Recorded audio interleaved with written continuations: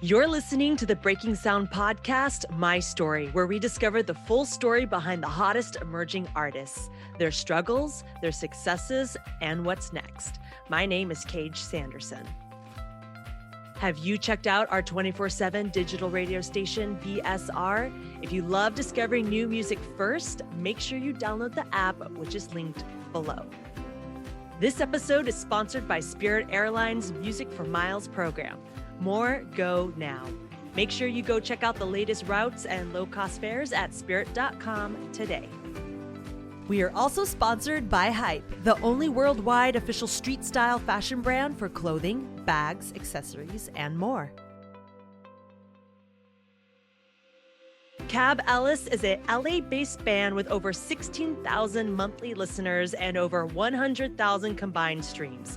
Since their inception last summer, they have performed as part of NPR's Tiny Desk contest on the road and opened for fellow hip-hop artist Watsky. Their sound reminds you of why some of your favorite music was made by bands, combining the power and spirit of rock and roll and the lyricism of hip-hop. Let's find out their story.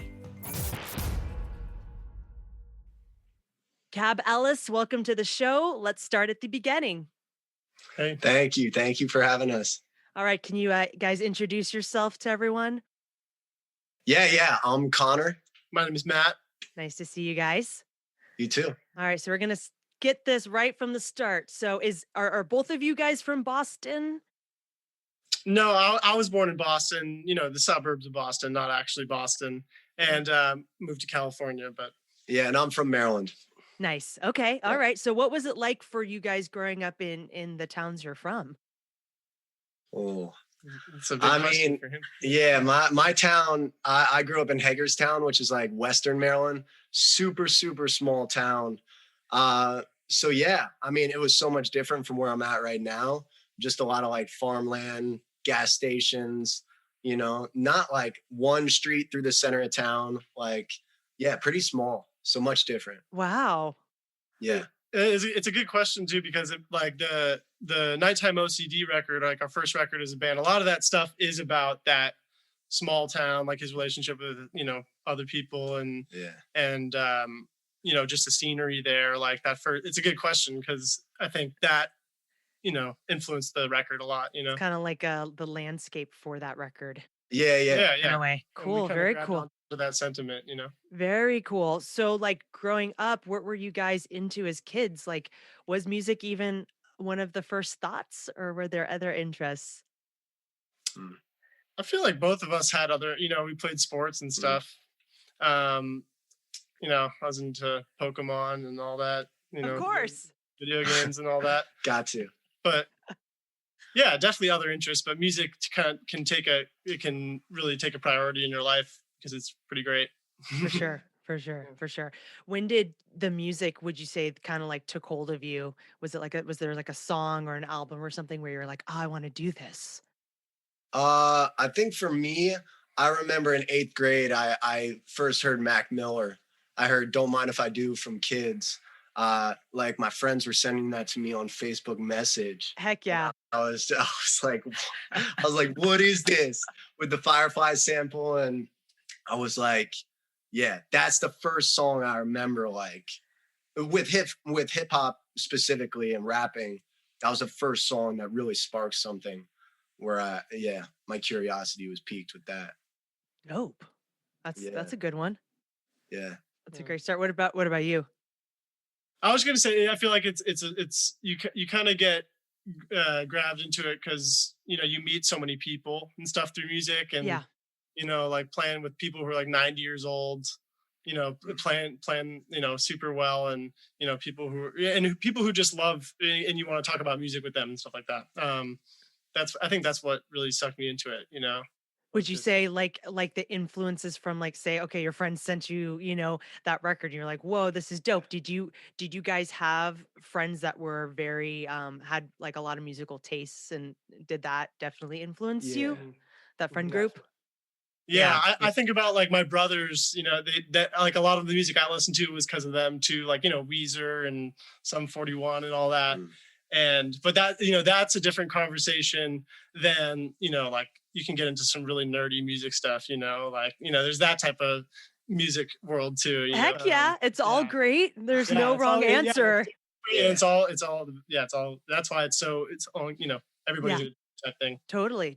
Your family, either one of you, like, is your family, was there any type of influence from them, or was there kind of like, music, what's that? Like, that's not a big deal to us. Yeah. For me, both of my parents they had different tastes. Like my mom loved Motown. And I remember one of my earliest memories of music was the song Baby Love by the Supremes. When I was like 5 years old, I just have such a far back memory of my mom like playing that during the day when she was home by herself with me. So that's like a deep music memory just in me. And then rock music for my dad was, he used to blast it all the way up, be drumming on the steering wheel, it was that was it for me growing up for my parents. Great. What a great mix. Yeah, for me on that, for me I have two because I have two more like distinct musical memories. Was seeing like a vocal choir for the first time and seeing like 12 people just in a huge church just singing in complete. That was crazy for me because like humans can make chords together and stuff. So good. And then that was the main, and marching bands and like school sports and stuff like that. I love those. I love learning those on instruments, when I was little. Those are like in kind of impactful type first music experiences too.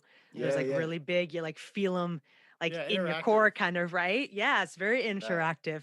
Were there any, like, as a kid, would you say either one of you, like, were there struggles to sort of like find though, like, what type of music, like, obviously you're both very influenced by a lot of a wide variety, which is fantastic. Was it kind of like, oh, did you ever feel once you started getting influenced by music though, like, oh, I have to pick a lane, like, like all the, I feel like, especially when you're a kid, it's like, oh, all my friends think, hip hop's cool. Oop, I better like it. And I better not think alt's great, right? Yeah. I mean, I think I did have a moment with my dad where I was like, Dad, I think I like hip hop. And he was like, that's fine. Like, just because I was so used to like listening to rock, and I still loved rock. But when that, when I heard Mac Miller and started to really get into it, it just totally took over my life. And so, I don't know. I think there are so many different lanes, like what you just like listening to for leisure, what you're inspired by. There are so many different ways of listening. So I had all the different ways of listening that I didn't want to cut off, Yeah, totally. Of course. Yeah. That makes me think of that. It's, it's kind of an inevitable thing of being like a young musician, especially, or young anything, is that you have so many things thrown at you.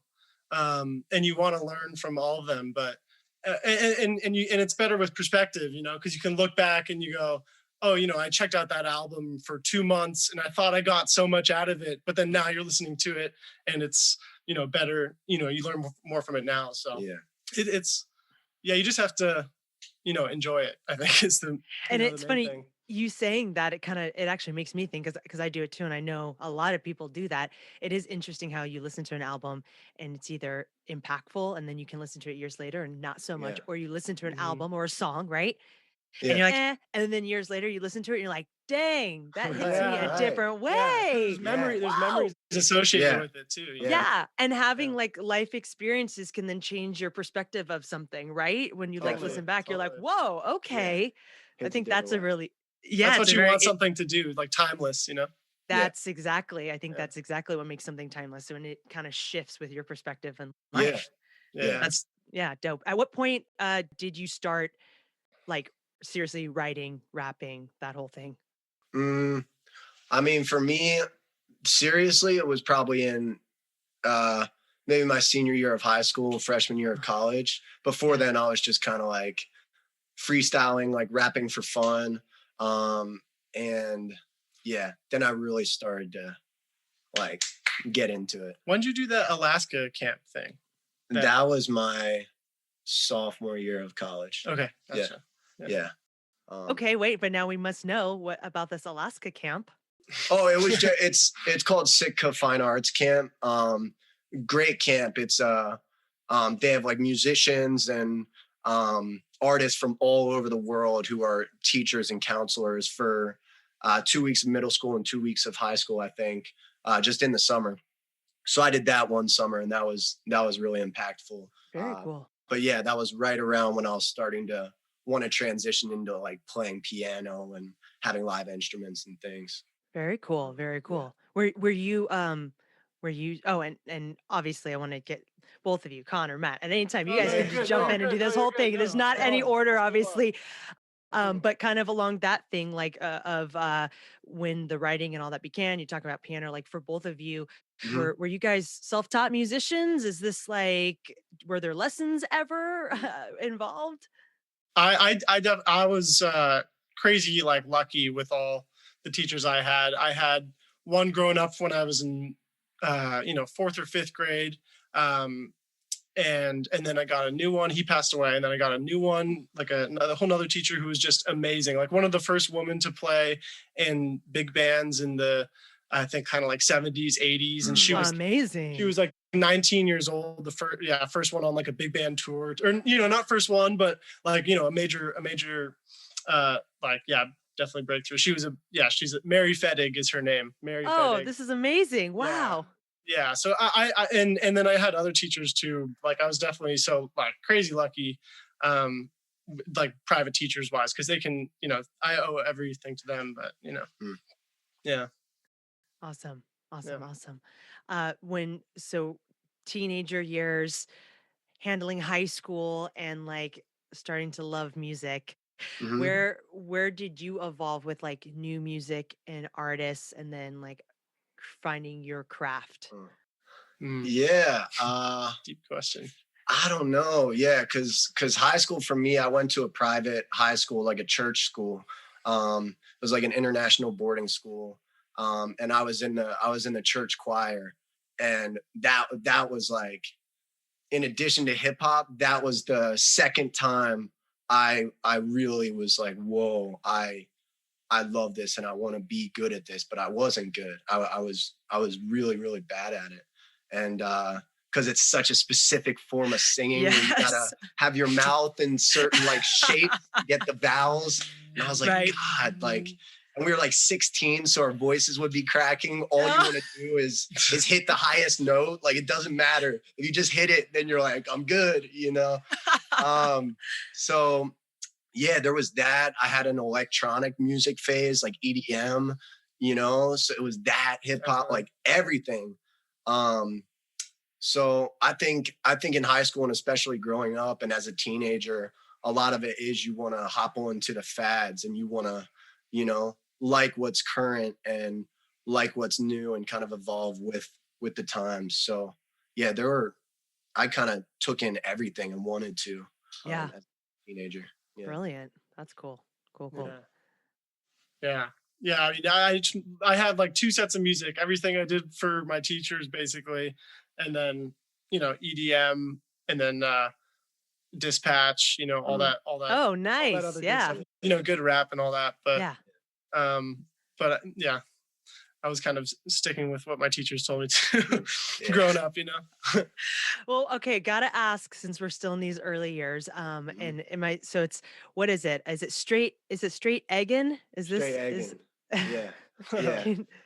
Can you talk about it? Yeah. Oh yeah. I don't like to talk about that. No. I mean. Yeah. That was the first rap name that I ever had. That was like the inception. And how it happened was I started in driver's ed class, because it was like me and 3 of my best friends, we were like 15. So like, we weren't quiet by any means. And we were so hyper. So they would always be like making beats on the desk, and we'd be freestyling. And there was like a plastic egg in the class, and super weird, but we like gave birth to it during one of the breaks, like gave birth to the egg. And we have a video of it. We were like obsessed with this egg. It was so stupid. But at the time we were like, God, this is like so funny. We love it. And then I started after that just calling myself Straight Eggin. And, you know, so great. That was like, yeah, kind of attached to all the joke rapping and like of the course freestyling, you know, where it started. Yeah. Wow, and imagine if like TikTok and Instagram were really a thing then. That you would straight Eggin could have had its own account. I know. Blow up millions of I know. followers. The Oh, memes. The Such a memes brand. alone. Yeah. It could have been everything. You should do that. You should run that for us. Yeah. Yeah. Sure. I'll and then we'll figure out the splits afterwards. Yeah. Right. Did you guys ever perform at any like talent shows, or were you like, I don't know, doing karaoke any chance you could get, like performing anywhere you could in those early years? We did karaoke last week. Yeah. Love karaoke. We did karaoke last week in New York City. That was pretty fun. A lot of us were in Spanish though, so I wasn't getting them. But I'm more No. Oh, okay. So French, not Spanish. Cool. Wait. Low key. No big deal. Just dropping that out. No big deal. Yeah. No, but I don't know, talent shows. Yeah, talent shows from an early age. I did I like to act. You know, I did Napoleon Dynamite. I did School of Rock, Blues Brothers. I did that like a billion times. I love the Blues Brothers. He's an acting dude. Soul man. This is amazing. Wow, you guys are, look at all the multi-talented. I don't know how good it was. I mean, at the time, I don't know how good it was, but I loved it, you know. Hey, like a big part of anything is just the passion for it. Right. Yeah. So sometimes that trumps the talent. Who cares? Yeah, definitely. Dope. What did your like friends think when you started rapping and all that? Were they like encouraging as far as like, yeah, you are good? Like as far as, you know, or were they just like, yeah, you're our homie, so you're okay? Yeah. Probably more of that for sure. But it was just like fun, you know, it wasn't a thing at that point. We weren't like 15 and we're like, yo, this shit, like for real, you know, we're gonna like, we were just doing it, you know, like we didn't think about the logistics of like actually, you know, making something of it. It was just, it was fun. And like I said, we were so hyper. So we were just, you know, it's an outlet. Yeah, just an outlet. Exactly. That's awesome. That's so cool. When you hit college at Emerson and you made a mixtape, what was it like getting all like the artists that were featured like on board, getting it produced? What was that whole process like? Yeah, I mean, I didn't really get anything produced necessarily. Yeah, but it was I love that time because I wanted to do so many things and I was influenced by so many things. It was sort of a thing of like, I'd see somebody performing and I'd try to talk to them and be like, yo, I'll tailor whatever I'm doing to add you into it because I just, you know, want to have you be a part of it. And that was the thing that I still try to maintain, but that was really just a great period because I wanted to get everybody involved. So it was almost like a genre-less thing that I wanted to do because, you know, I'd hear trumpet, I'd hear like a gospel vocalist, you know, an a cappella group, and I just want that all. And I didn't know how, but I would just want to put it all in there. Yeah. So, yeah. So it was a very fun time. That's very awesome. Fun time. It's very creative and like that feeling of not having to be trapped in like, so, you know, say like when, you know, you are at a point of either you're working with a, you know, a producer or you're signed to something, right? It's like that freedom to, like you said, you're just inspired by a musician, an artist, and you're just like, I don't care what it is. It just makes me feel a certain way. So let's do something. Yeah. And this might be super random, but I feel like you get that from traveling too. Like we went to Europe and, you know, we're writing in every city just because it's so like your environment, you know? So that's what that made me think of is just traveling can, there's stuff like that where you can just write freely, you know, without any daily agenda or, you know, something. Heck yeah. Oh man, that's awesome. What was the, what were, just out of curiosity, like your majors in college? Mine was acting. Yeah. That's a guy who was like, I don't know if I was good. I mean, that was 5th grade, you know, so I progressed a little bit. Still, that's cool to be able to want to do that in college. Awesome. Mine was like jazz studies and then I did kind of like a music industry law minor just to get some, some business stuff in there. I like that stuff too. Some that insider intel. Yeah. Yeah. Saxophone performance, basically. Very cool. That's so rad. What was like a memory from college, whether music related or not, but do you have like some good memories from that time that kind of stick out? Yeah. They're all a blur. No, I'm kidding. Yeah. That's also a valid answer.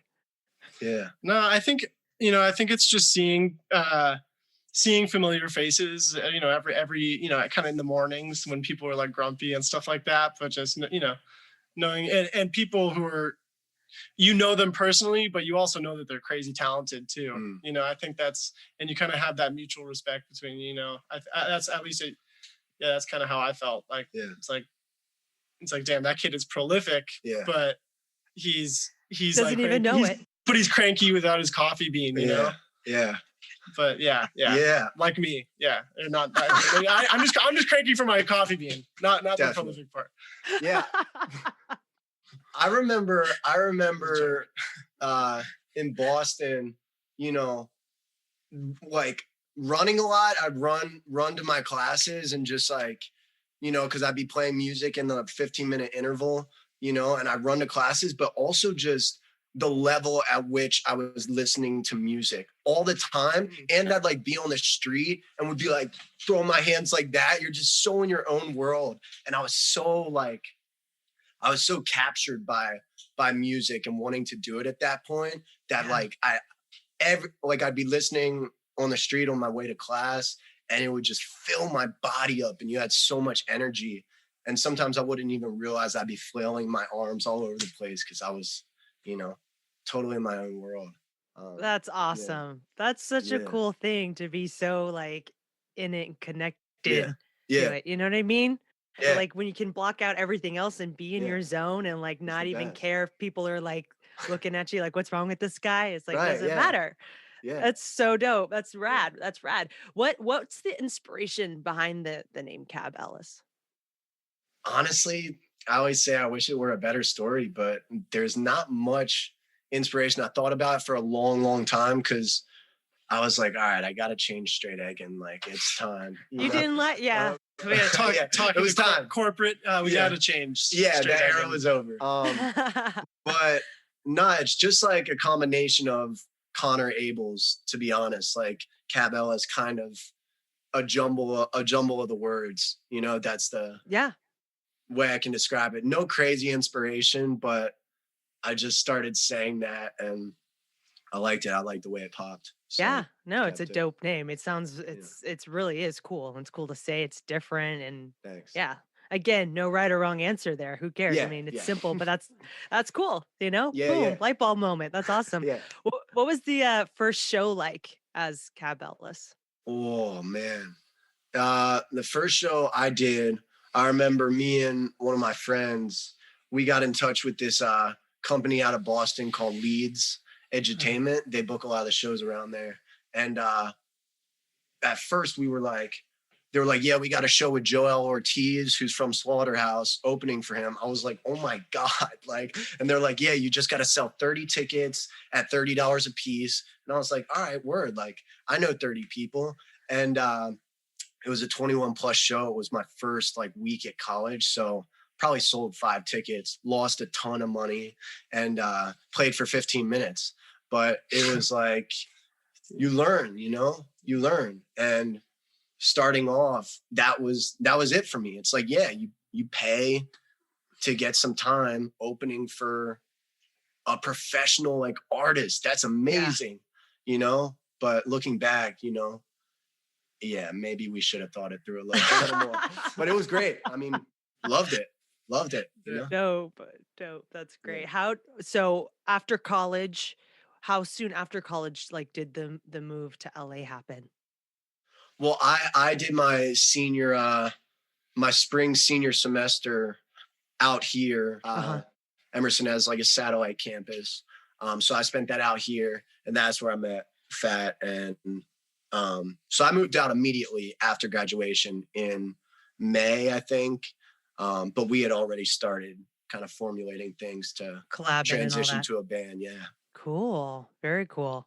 Yeah. So did you both move kind of around that same time though? Or were you already, did you do that? He was already here. Yeah, so I went to USC, so I was out here for 4 years, and then I just this is my first apartment out, you know. Oh dang, great. That's awesome. What are the like memories of, so you did college in LA, so I'm sure you've got some of them still early years. And Connor, like what was kind of your early memories of the people when you got to LA and more in the music scene? I mean, I don't know. I wasn't doing a ton of shows until I met them. But that was what kept me in LA. Is I met him and I was like, "Can you get a band together?" And he was like, "Yeah, for sure." And so I'm your guy. But yeah, he was my guy, you know. And so that was my first introduction, was getting introduced to all these insane musicians who just went to school with him. And yeah, playing with them. Yeah, it kicked it off. It got it started. There's been weeds, of course. I got it like anything else. It's it's been a little bit, but that was a good time. That's awesome. That's awesome. We wore suits for our first show. Wait, what? I need how did that even come about? Because I see the way you got, I'm like, I picture like the aesthetic has always been like the hoodies, the black shirt. It's like, hold on, you can't just drop that. I need to know why suits. Oh, when we go out, we wear nice suits too. Yeah, we like to get dressed up. Yeah, no, it's fun. Oh my god, I still can't tie a tie, but we can make it work. We'll let you pass. It's all good. Yeah, but I think the first real gig with the band together was at the Silver Lake Lounge. No, State Social. Wow. Yeah. I think we had to pay for our own beers and stuff, but it was a good time. We wore like suits. Everyone was like eating their like pasta, just like And then but one thing we kind of talk about is that everyone would like turn around, you know. Yeah. But just even in that first concert, because it was cool. Yeah, it's fun time. That's awesome. And then is the suits, I just have to now know we're on this subject. Yeah. Is that part of the stage aesthetic? I can't believe if I don't know this already. I mean, sometimes we're always trying to figure it out. You know, I think it's ever evolving, because there's a piece of us that we love the old rock aesthetic, like the 60s, you know, and just the old music aesthetic in general, you know, where it's very professional. You wear suits. That's just what you do, you know? So we do that sometimes, and we also try to blend and mix it up. But I feel like we're always trying to figure that out. Should we have an aesthetic, or should we just do whatever we want? Genre-less there, just like the music, whatever. Yeah. So but it changes with the season. Yeah, it changes as you get older and stuff. Yeah. You guys, you've made some headway, like performing at Troubadour, right? Mm-hmm. Whisky a Go-Go, Lodge Room. Mm-hmm. Like when you guys are on stage together and like rocking out to the crowd, is it kind of like, you know, Connor, when you're talking about in college and you're just in the zone, do you guys get in that zone on the stage, or are you feeding totally off the crowd? Like, what's your guys' vibe when you're playing? Well, in no way similarly to college, I usually like kind of black out on stage. Yeah. You know? That was a zing.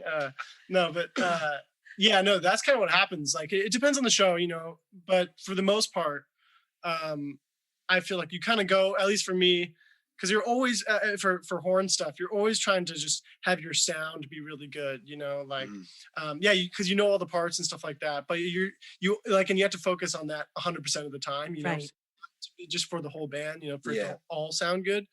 I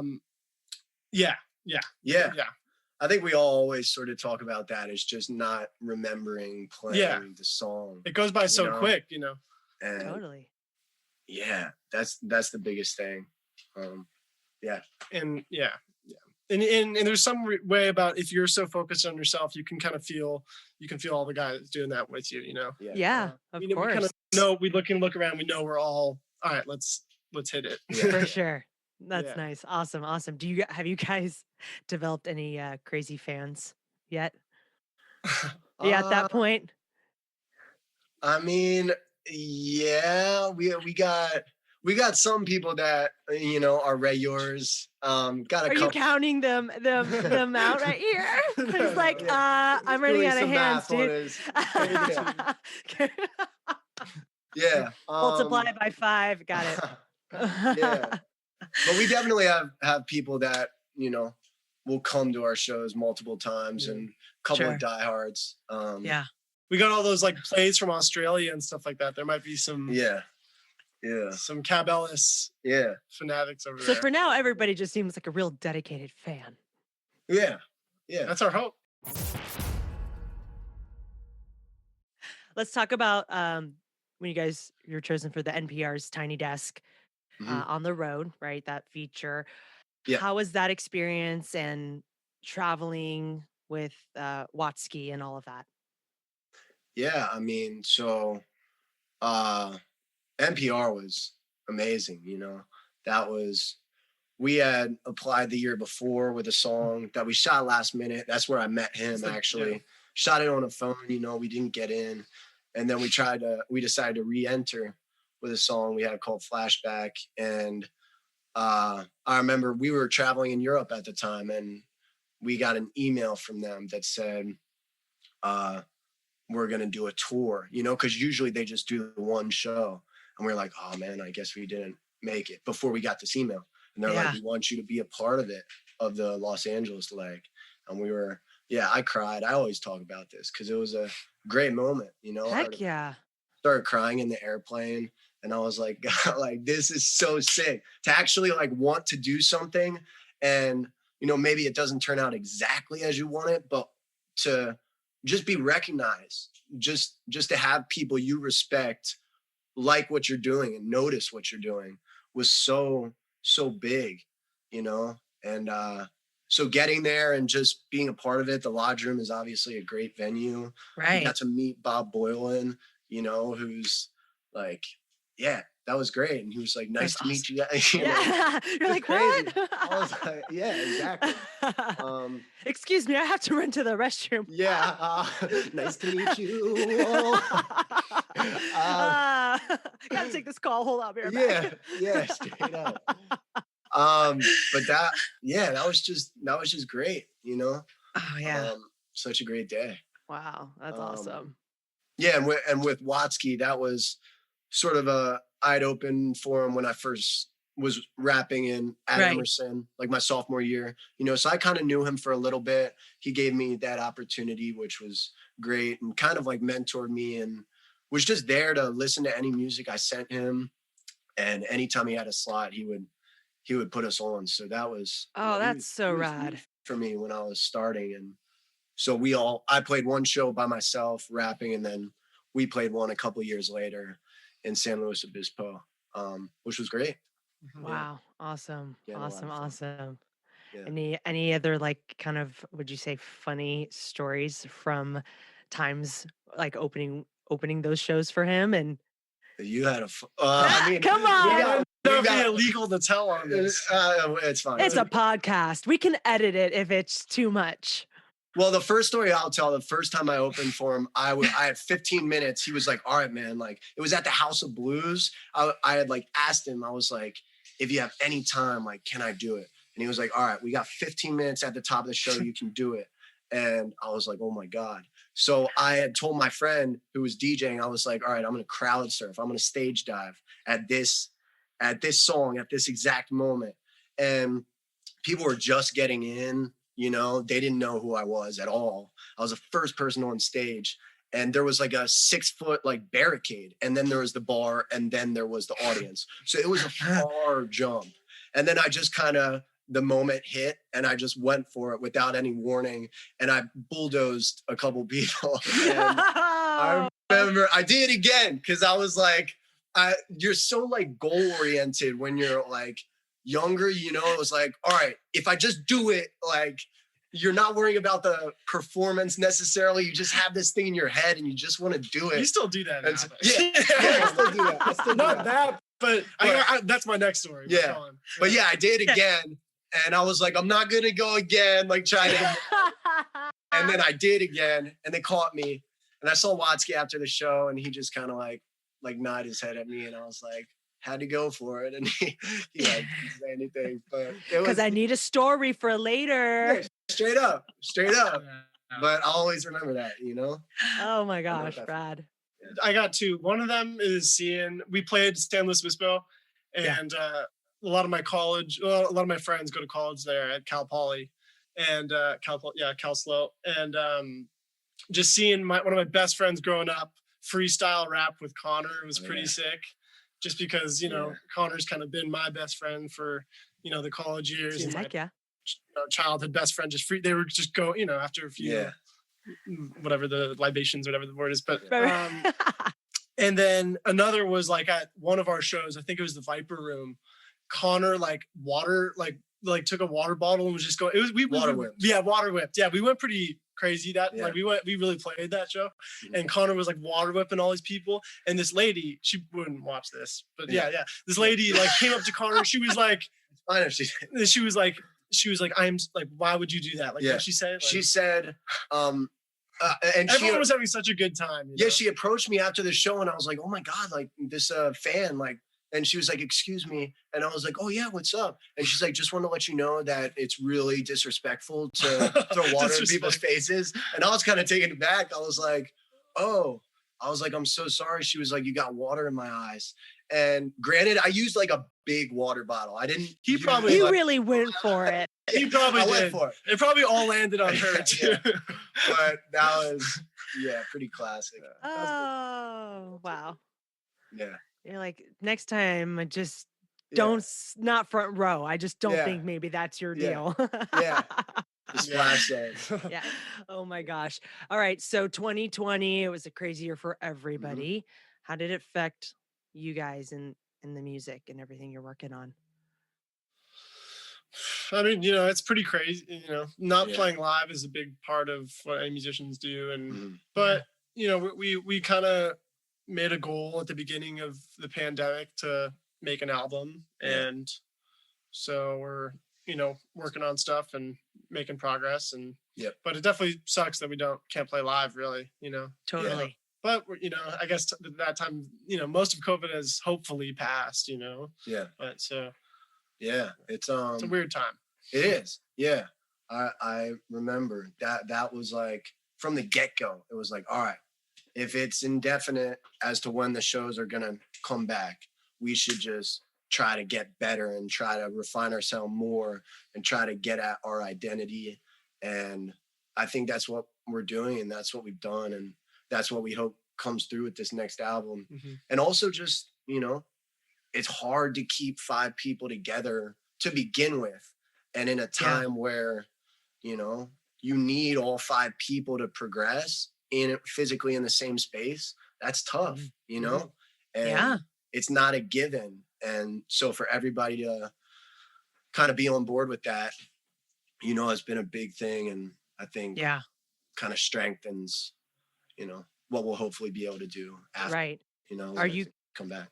Are you guys able to, like, was there a point where when in the collaboration process on the album, are you guys like doing things over Zoom, or are you all close enough, like you're able to at least work in a studio together? Like how's kind of that dynamic on that creative side? Yeah, I mean, Fat and I lived together, and then initially we were all keeping our circles very tight. So we were kind of within each other's circles. Right.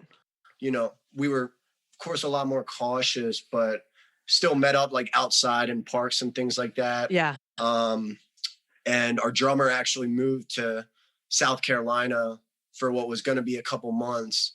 But he ended up staying there. And so we had to find a new drummer. So yeah, that's just the main thing. Been a process. Yeah. People are deciding things, and that's got to be expected, but right. Yeah, I mean, especially, and you guys see it, especially with so many friends, and all of us know so many people in the music industry and all facets of it. It's like you never kind of you're in it, right? And like all of us, and we think, oh, it's going to be this, and you have these things and these career goals, and then it's like you kind of don't realize, like we do work in an industry where like it's just takes that one thing and like total life shifts of like people, like you're saying, like your drummer, moving away, then you're Yeah. like, are you going to move back? And then you're Right. trying to find the new people. And there's a lot of the Yeah. unknown. You can't Yeah. even almost think to the future. So like Exactly. this Exactly. floating limbo space, right? Totally. Yeah. And especially with, when you don't have, or less so of just in a crowded group of people, you can't like work your way, just in big crowds. I think we miss that in general too. Just that almost like release or just like dynamic of totally being in big crowds of people. You don't get that anymore. Yeah, it's an energy. Like humans, we all do feed off it. Or Even if it can get overwhelming, it's like it's still like, okay, I'll be in the corner, but like I still want to people watch. It's like kind of cool. Yeah, exactly. Yes, yes. Hopefully it's all getting better, hopefully. Yeah. Is there a name for the new album yet? I'll tell you. Okay, it's called The East Coast Hold On. Oh, dope. Tentative name right now. Okay. You're the first person to hear it. So that like makes my week. That's dope. And I love the name. That's a great title. Great. Wow. Is there name right now? Is there gonna be any of that more of the that genre-less mixtape feel going on, or is there a little bit more of a theme on this project? Yeah, I think there'll be a lot of everything, Yeah. We've been working on new sort of sounds, but there will be some loop geared songs, more hip hop geared songs, structure wise. And then it's going to be a lot more guitar driven as opposed to piano driven. Nice. Kind of was.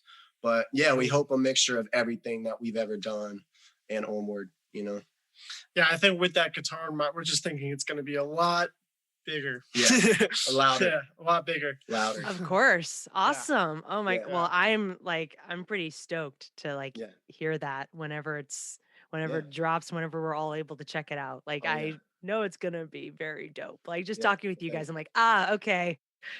I think this is going to be a good one. Like, I'm excited to check it out for real. What is coming up then, like for this year, like for Cab Ellis, like, is it just pretty much for the rest of 2021, just nailing down this project, right? And then kind of go from there. Do you have a couple other things on the horizon?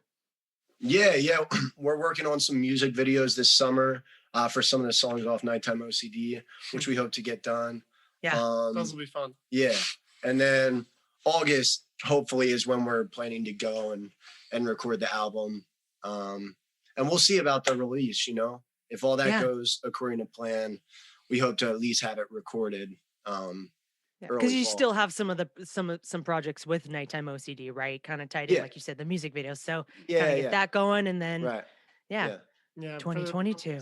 Kind of have a listening party if all is okay. Nice. Yep. Dope. Invited. Oh yeah. We'll send hello, please do. Oh, yeah. We will be there. Yeah. Down. Not even kidding. Heck yes. Yeah. All right. Now I'm like something to look forward to. Who knows when it's gonna happen, but now I have something to look forward to. Yeah, exactly. We can all use that right now. So thanks. This is rad. Well, guys, Connor, Matt, this has been really fun. This is a great interview. I feel like I've known you guys now. It's like it's been very chill and very fun. And looking forward to the new project, looking forward to those music videos for the current project, Nighttime OCD. I'm looking forward to seeing them too. And and all of the good stuff. So thank you guys for your time, and thanks for having us. Yeah, thank you. Yeah, for sure. This episode of Breaking Sound, My Story, was made by editing help from our in-house editing team. Did you know this episode was filmed also? Watch it on our official BSTV channel. Our Breaking Sound, My Story podcast is just a small part of how we support emerging artists. Discover more at www.breakingsound.com. To support our podcast, you can get a Breaking Sound My Story t-shirt by visiting breakingsound.com/merch. You can also follow the show on Instagram and Facebook at Breaking Sound Podcast. My name is Cage Sanderson. Thanks for listening.